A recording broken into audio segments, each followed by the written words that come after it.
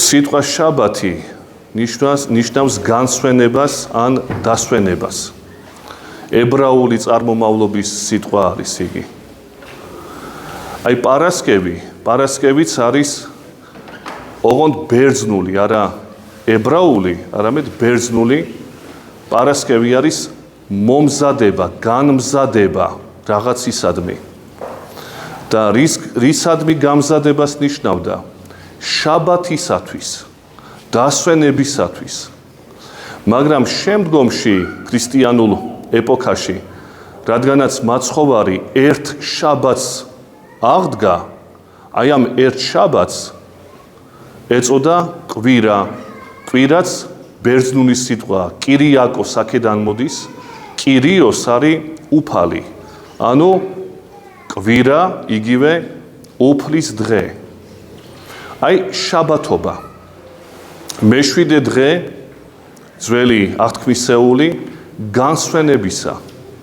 მაცხოვარი საფლავში დადებული. რა დღე არის ეს? რა აღინიშნება ეკლესიის მიერ?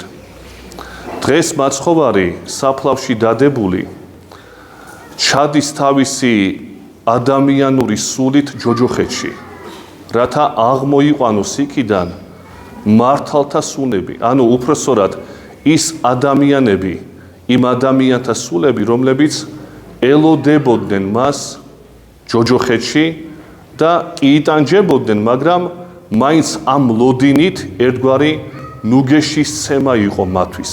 ეს იმედი იყო ნუგეშის მცემელი მათთვის. ეს ერთი ჯოჯოხეთში ჩასვლა მაცხოვრისა სულით. რატო ვერ დაატყვევა ეს სული ადამიანური ჯოჯოხეთმა? რა მოხდა ასეთი? ყველა ადამიანის სული მიდიოდა გარდაცვალების შემდეგ ჯოჯოხეთში.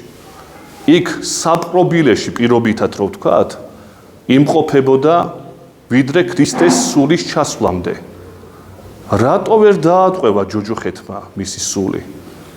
იმიტომ რომ ეს უბრალო სული კი არ იყო, უпроსორად ასე უпроსორი იქნება.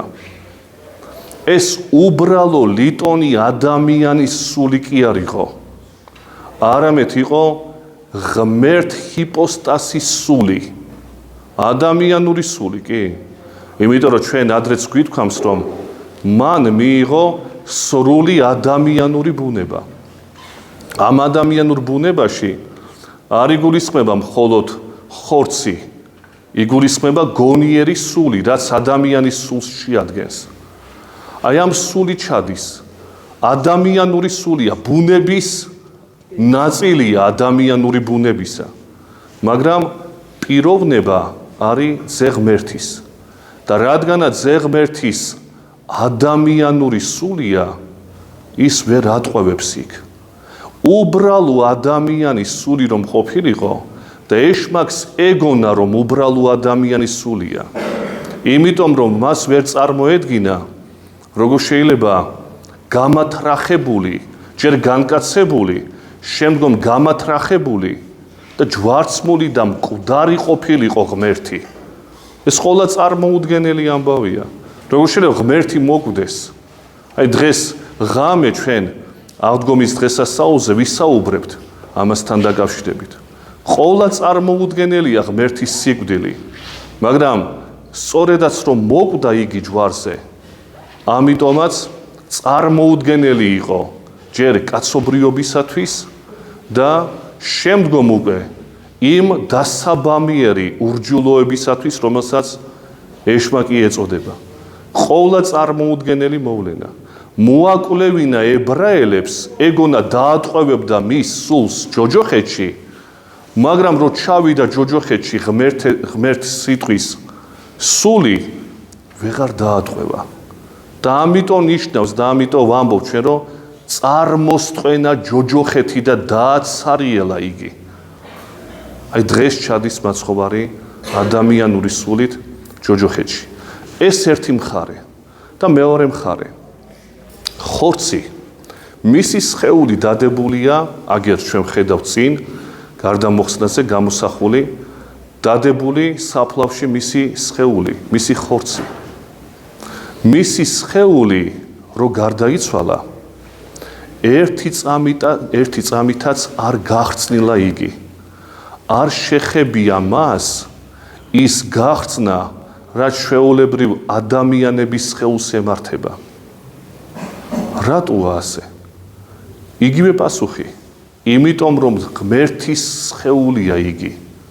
თუ ის არის ადამიანი, არა უბრალო ადამიანის, არამედ ღმერთის სული, ეს არის ღმერთის სხეული.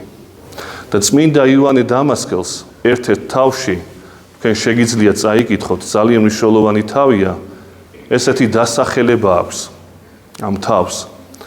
ხრწნისა და გახრწნის შესახებ. ასეთი დასათაურება და რა იგულისხმება ამ თავში. პირველი გაგებით ხრწნა მაცხოვარმა მიიღო, ამბობს დამასკელი. მაგრამ მეორე გაგებით გახრწნა აღარ მიუღია. რას ნიშნავს ეს ორივე გახრწნა? პირველი გახრწნა ნიშნავს იმას, რომ როდესაც ის განკაცდა ნეფსით, აი გუშინ ქონდა პარასკევს ჩვენ საუბარი ამაზე. პირველი გაგებით ხრწნა მან განკაცებისას ნეფსით მიიღო. პირველი გაგებით ხრწნა რას ნიშნავს? შიმშილი, წყურვილი, დაღლილობა, ძილიანობა, გამონადენი და ყველანაირი გაგებით. ეს ყველაფერი ხრწნა არის. ეს არ არის ნორმალური მდგომარეობა ადამიანისა. ადამიანმა რო არ შეჭამოს, ის მოკვდება. და იმას, რასაც ღებულობს, ისიც ხრწნადია. ყველაფერი ხრწნადია.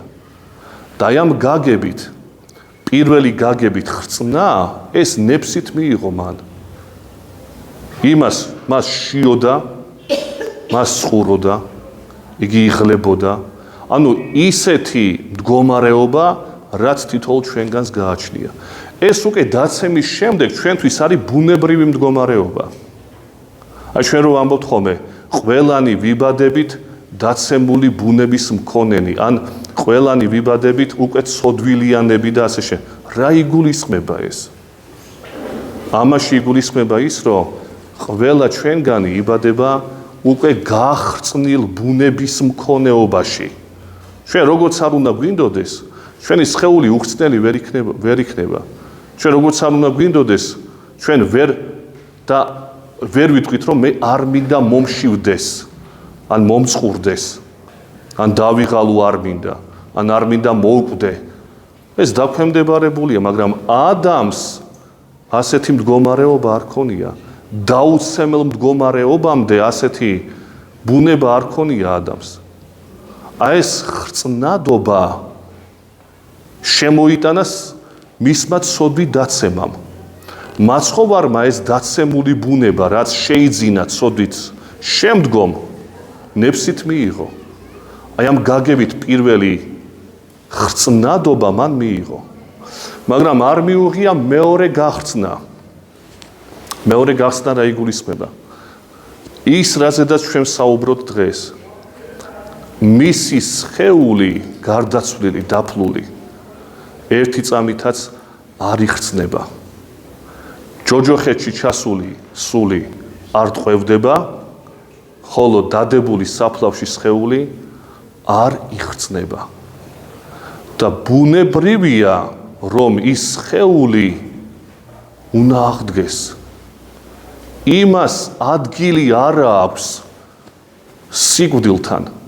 სიკვდილში ვერ შენარჩუნდება ესეთი სხეული. ესეთი სული ჯოჯოხეთში, რომელიც ვერ იმყოფება, ვერ შენარჩუნდება სიკვდილში. და შეიძლება ვთქვათ, ბუნებრივი მდგომარეობაა უკვე, რომ იგი უნდა აღდგეს აუცილებლად. და შემდგომში აღადგინოს უკვე მართალთა სულები. სხვათა შორის ძალიან მნიშვნელოვანი ერთი ესეთი პასუხი ანასტასის სინელის სიტყვა მიგებითი ძეგლი არის. მრავალი კითხვა არის და მიგებები ამ კითხვებზე მოცემული უამრავი კითხვაა და ესეთ რამეს ამბობს. ერთი კითხვა ასეთი: ვინ აცხოვნა ქრისტემ ჩავიდა რა ჯოჯოხეთში. და პასუხი არის ესეთი. ანასტასი სინელი იყო უდიდესი დოგმატიკოსი, პოლემიკოსი თავისი პერიოდისა და ასეთ კითხვას ძალიან მოკლე პასუხს სცემს. ერთი ბერი ლანძღავდა პლატონს. პლატონი არის უდიდესი ფილოსოფოსი ქრისტეს შობამდე. ძალიან ბევრი დამახინჯებები უკავშირდება მას. აი ეს ბერი, რომელმაც იცოდა რა დამახინჯებებიც გამოიწვია პლატონის მოძღვრებამ, ლანძღავდა ამ პლატონს, ამბობდა, რომ წეული მციყავ შენ, იმიტომ რომ შენი ბრალია ყველაფერი, რაც ეკლესიაში არეულობები გვაქვს და ასე შემდეგ. და ღვთისანგელოზი გამოცხადებია და ეუბნება. ცხონებულია პლატონი. ღმერთმა ამოიყვანა იქიდან. ასეთი პასუხია. ახლა ეს დოგმატურად არ არის ეკლესიაში დადგინებული, მაგრამ პასუხი რადგანაც უკავშირდება ანასტასის სინელს, ჩვენ აუცილებლად უნდა გავითვალისწინოთ. აი თითქოს მოუნათლავი, ფილოსოფოსი, ქრისტეს შობამდე მცხოვრები კაცი და როგორ ახასიათებს ამ ადამიანს ანასტასის სინელი. დააგლოცოთ ღმერთმა მრავალ დამდეგ აღდგომას დაგასწროთ ოჯახებთან ერთად. იცოცხლეთ.